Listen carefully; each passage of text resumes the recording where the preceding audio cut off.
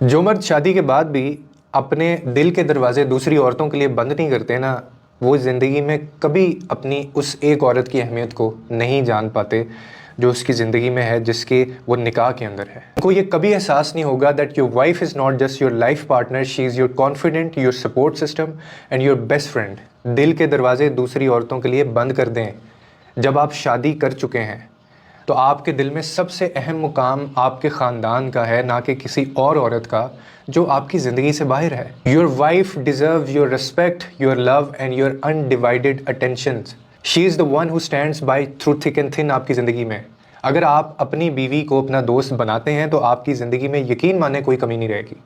دوسری عورتوں کے لیے دل کے دروازے بند کرنے کا مطلب ہے کہ آپ نے اپنی بیوی کو وہ عزت دی ہوئی ہے جس کی وہ اصل اور صحیح معنوں میں حقدار ہے۔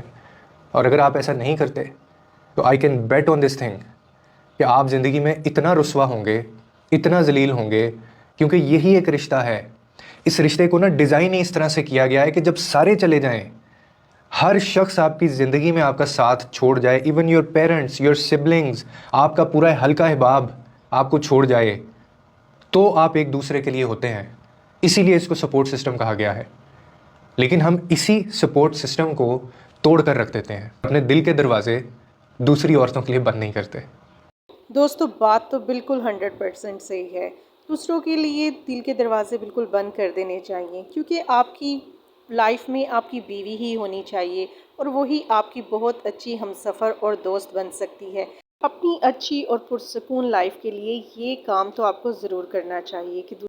امید ہے آپ کو یہ ویڈیو پسند آئی ہوگی۔ Thank you for watching my channel کہانی سنو۔